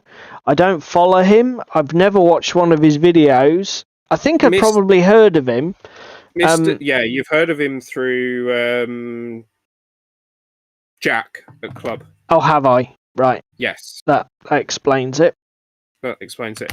He is fucking talented. He knows his way around contrast. He knows how to use contrast. And I think that's why he's been involved so heavily in the development, along with the fact that he's Spanish. I'll have to check and see if he's done a speed paints video. I'd be interested to see if he has and what his take on. I'm not entirely sure if he has or hasn't. I did very much like his painting approach to using these new Vallejo paints. And they did seem to look very good when the color definition on them when they went down first pass. The palette was beautiful. They're in fucking dropper bottles. Yep. Although the army painter ones are as well. Yeah, but I'm comparing contrast. Yes, to Vallejo contrast because I don't and never have tried the speed paints. Yeah, but I don't think dropper bottles work for these sort of paints. And I've said this before with the speed paints because I've been frothing violently against GW pots for so long. But then when I started using these speed paints, I actually thought, do you know what? There are instances where you put them on your palette, and because it's so fluid, it's difficult to squeeze out a tiny micro drop. You will generally squeeze out a ton, and if you don't need it, you're wasting it. True. And the speed paints also, people could say, well, why don't you just put it on a wet palette and blah blah blah. Well, I did find the speed paints behaved a little bit unpredictably on the wet palette, I have to say. Some of them thinned very quickly to the point where they really weren't covering properly, I felt. Is your headset battery dying, mate? Because I just heard a bleep, and then you went a bit Dalek-y for me. My headset battery, I did have it on charge before we came on, but if it may be going, I didn't hear an audible bleep, but I do apologise to everybody if my audio is failing. It could have been my end. No, it's about the usual time for my internet to shit a brick. That is true. The bleep is weird though. That would suggest the bleep with it is weird. But yeah, as I say, we're self-confessed Vallejo fanboys, aren't we? Yeah. So I think there's virtually zero chance we'll not be checking these paints out. Well, again, I prefer the Vallejo colour shift to Green Stuff World. I know Green Stuff World got there first with their chameleons. And there was all the counterclaim and everything else, but I prefer the Vallejo stuff. It goes through the airbrush a lot better. It does. I saw Ricky's colour shift models in the flesh the other day when I went round to discuss Firefight. And they do look very good in person. Well, again, you loved the colour shift that I used on that objective marker. The Star Scrappers that I did for Paint Comp, that pinky silver. Yeah. That brought up to Expo to show you. Vallejo do get some things wrong, don't get me wrong. The separation, the plastic putty, or the most egregious thing I found is, their airbrush thinner. Not their airbrush thinner, they're thinner that you can get in the slightly bigger bottle than normal, and it's got a black lid on it. And it's not clear like the airbrush thinner, it's actually got like a matte medium in it as well. I don't know, sir. It was available at Boys. Let me see if I've got it. I might have used it or even have it. Let me see if I've got one laid on my desk. But what's your complaint with it? It necks up and goes in the bottle, and then the bottle nozzle is that soft that when you poke it out, you split the bottle nozzle. Oh. And then it just gets worse and worse and worse, and then it dries out. Oh, and their liquid mask. Their liquid mask can fucking do one. Is that the product That's that you have a mare with? That's the product that I still haven't finished cleaning off some of my miniatures. That ruined your God tier models? Yes. Yes, it is. Yes. Okay, so Vallejo Liquid Mask does not receive a positive endorsement in any way. It did when I used it for a flat surface. Okay. Because I did a dozer blade on a Vindicator. Okay. And did a yellow to red fade with the airbrush. Threw liquid mask on it in like a cracked lava effect. Threw German grey all over it. Zenithalled it from above with a bit of a lighter grey. Peeled the liquid mask off. Magic got lava all over the front of my dozer blade for my salamanders. Okay. But no, I wouldn't recommend it for masking miniatures properly. That are highly textured anyway. Yeah. Could just be my bottle's old. Somehow don't think so. So yeah, they're just a couple of products that get a bad rep in inverted commas from me. And it's not even like they're terrible products and they shouldn't sell them because they have their uses. But I'll tell you the other thing that we'll need to hold fire on, mate. I don't think we've got any ideas on price point. Having said that, anything cheaper than GW per mil will be a bonus. Yeah, I was going to say. And to be brutally honest, if they're as good as GW, I don't mind paying GW pricing per mil. Yeah, I can't see. I don't think there's any precedent for any Vallejo product to be deemed what we would call overpriced, or I'm fairly sure they will be very competitively priced. Well, I mean, again, even like their Rust set that I got Ricky the other month. Yeah. That's got 5 or 6 paints in. Yeah. For I might have had more than that actually. Before I quote incorrectly. We're not going to need my minicam because we've only got 10 minutes left. I'm just quickly trying to get the edging on these bases, then I'll be ready for varnishing, and I can show the people at home my productive evening's work. So Vallejo Rust and Chipping Effects set contains 8 17ml bottles. Yep. And it cost Ricky about 20 quid. So it's on a par with buying them individually. They're just in a nice set for you to do all together. Yep. The only product I have seen at Boys in Mablethorpe that I'm on the fence about getting is the Malefic Flesh set. Yeah, you mentioned that, I think, when you first went. I seem to remember it was in the ones we discussed in as you were photographing the entire display in some sort of orgy of Vallejo indulgence.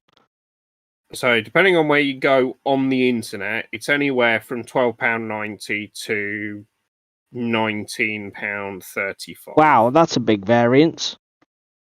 Why are you on the fence about getting it? Because it's not particularly cheap, or...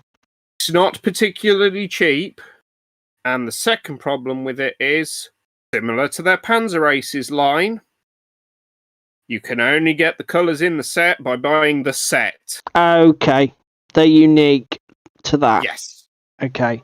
So if there's a colour that I really like in there, like some of the purples that I know I'm going to absolutely adore, yeah, I'm going to have to go and buy another set to just get 2 paints. Yeah. Not ideal. Just a thought. Have you checked somewhere like eBay to see if somebody's breaking them down and selling them individually? No, I haven't, because I do not want to rely on eBay to get my paints and rely on scalpers breaking a setup. No, true.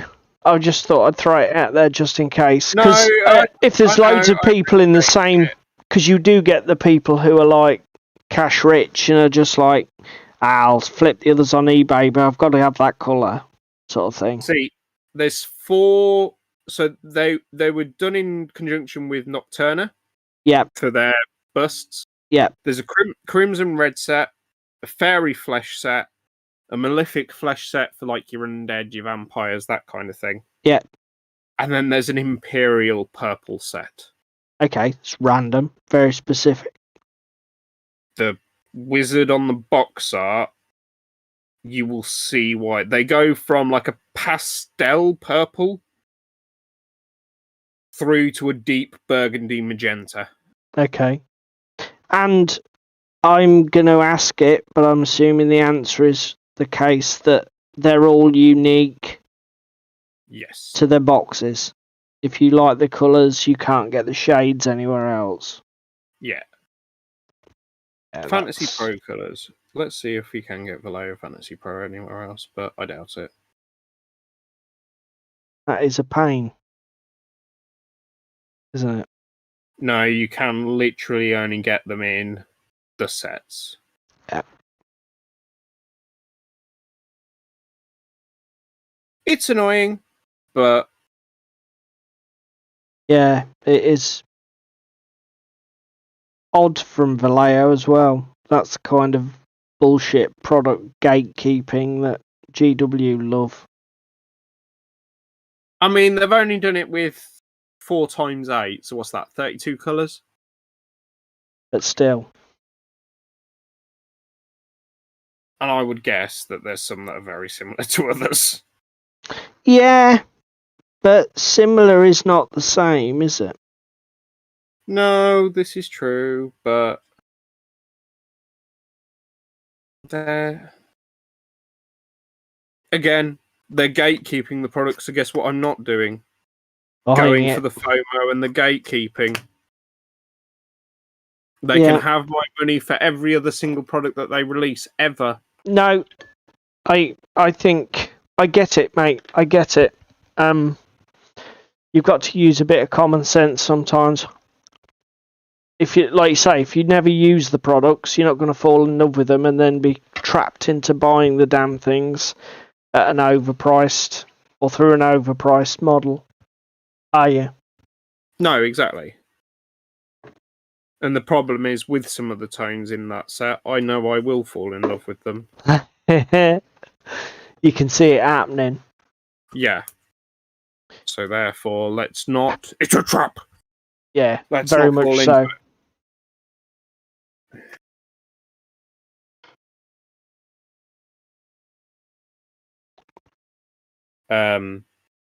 So, well, again, it's similar to...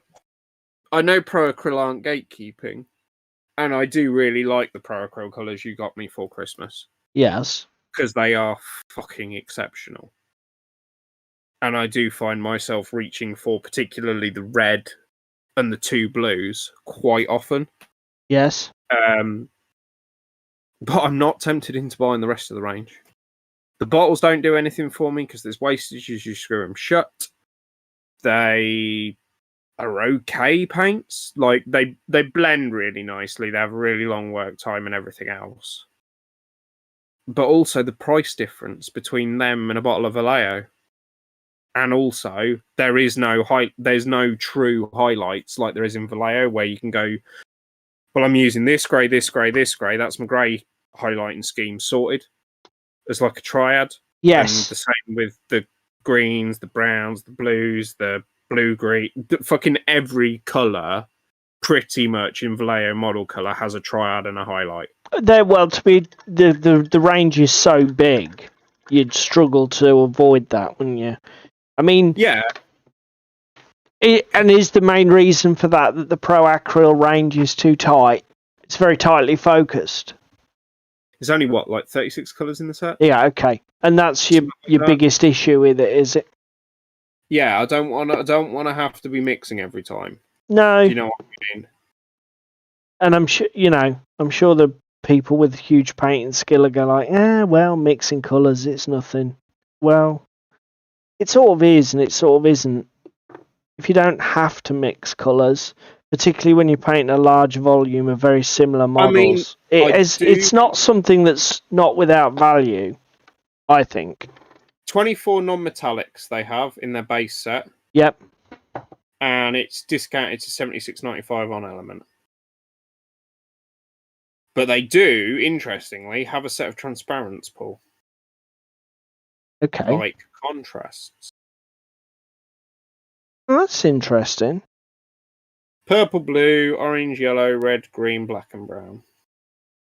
I know Wayne raves about the transparent brown Pro-Acryl, but... Does he? Yeah. I must have missed that. I'll have to check YouTube and see what we've got in terms of reviews for them. Volume's good, pricing's okay, bottles are a miss for me. And also, they're a really weird size. Like, if you've got any paint racking Okay. for a Vallejo, they're just... Okay. Short, well, same height, but fatter. Fatter. What are the 24mm bottles? 22. 22mm, yeah. Way shorter, way fatter, and slightly taller by the time you've put the twist cap on. The other thing I find horrible about them twist caps is if you're not careful, you can throw them in a box having not shut the lid on them, whereas at least with a Vallejo, you know you've still got the lid off the paint. Really? Have you had them leak? I've not had them leak, but because this is closed... Oh. So they spin? Open. Yeah. You literally, other than looking down at the top, you cannot tell whether it's open or closed.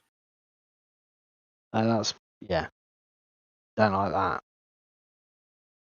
Not a fan of that. But again, they go through an airbrush really well. They barely require any thinning because they're really nice.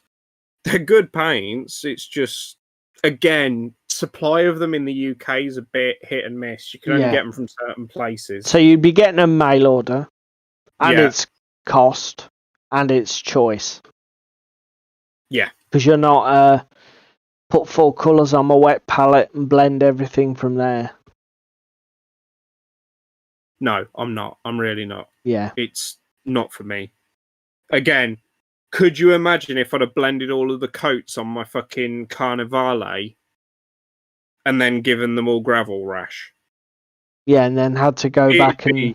an entire repaint, whereas at least I managed to salvage them by going, it was this colour.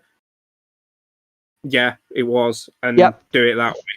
That's why I like taking... exactly what you've said, taking fixed paints, base, mid, high, just do a triad, simple triad, you know, because again, we've talked about this before on stream, you start a project and then come back to it a year later, you know, if you've been hand blending colours and shading and highlights on a palette, and I guess the thing is it's all about skill. Those with the skill would say, yeah, it's not that hard because you can just reproduce it, blah blah blah blah blah. It's not hard, but which it's is time consuming. Whatever. When you only get a certain amount of time to paint an evening, do you want to be spending 20 minutes of your 3 or 4 hours of a hobby session over the course of an evening blending colours, running out of a colour that you've not blended enough of, blending it up and getting it colour matched, etc.? Yeah, but the thing is, this is what I mean. I think it's a no-win situation because those with the skill just say, well, it wouldn't take 20 minutes. It only takes 2 minutes. And it's like, yeah, in some scenarios, but not always. And if you don't have that skill and you'd just rather cheat and use a defined colour set, then why not? The other thing I find as well with the Pro-Acryl bottle is if you don't open it all the way, your drop size isn't uniform. Okay. So if you're counting drops for a recipe... You're counting drops for a recipe, like I'm trained to do with Vallejo and its consistency, it's neither use nor ornament. Yeah. No, I get that. Like I say, the thing is, Ninjon's the worst. Ninjon loves paint, doesn't he? Ninjon has got chimera colours. He's got every colour in every paint in every. He's just got them all on his walls. He must have hundreds, literally, of paintballs, and he admits that he's got a problem in his videos.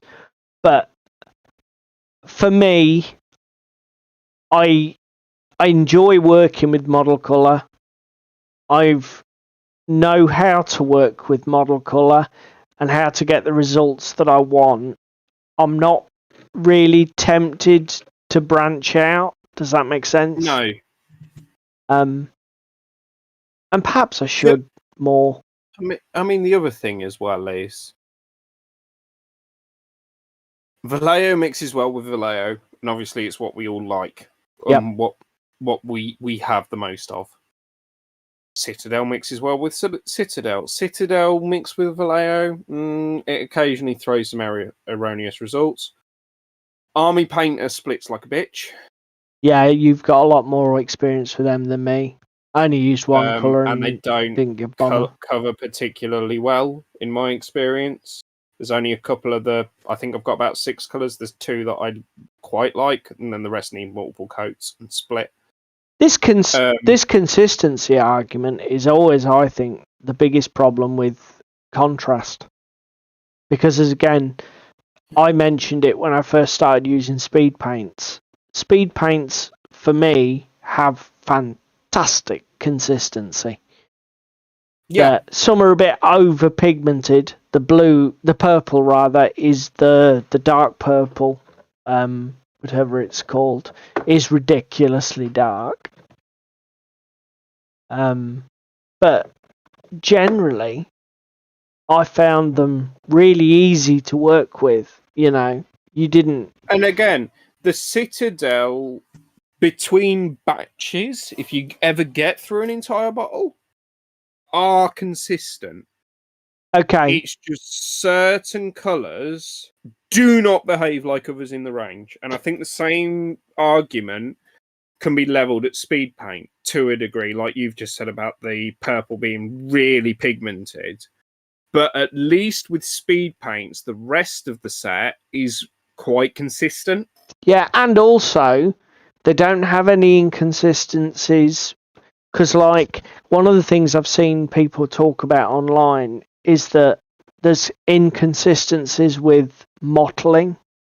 Yeah, tide pooling. Yeah, tide mark. Whereas I didn't find that with any of the speed paints. Yes, the pigment intensity might have been a little bit inconsistent, but they all go down smooth. When they go down, even if they look a bit mottly when you've put them on thick, they migrate and settle the same. Do you know what I mean? Because that's the other thing you see, even with the new contrast. Some people said some of them are like glazes. They don't self-shade at all. Speed paints that I've used, they all self-shade like you'd expect them to do. That's consistent. Anyway, last few minutes of tonight. Yeah. There's my finished work. Yeah, we should try some of the dipping inks. Yeah, you brought them on Saturday night, and we didn't really have the chance. Do you know? No, I was the Green Stuff World dipping inks. The big ones. Oh, definitely, mate. Definitely. I mean, they are such insane value. Be interested to see how they act. To be fair, what we could do is, I mean, I'll be honest, it's one of them things, when I've got the money, I'll probably order them all. Yeah. Because they just look so good, and they're such good value.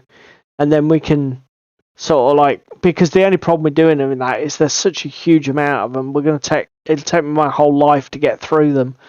But we can share and share alike. So there we go, everybody. I managed to get some work done. I hope everybody who watched with us tonight managed to get everything done that they wanted. Thank you very much if you were here with us. Please like, comment, share, subscribe, do any of the YouTube stuff that's shown on screen there. If you can only do one thing, please like the video. It helps so much. If you're catching up with us later and didn't watch us live, then thank you very much for watching.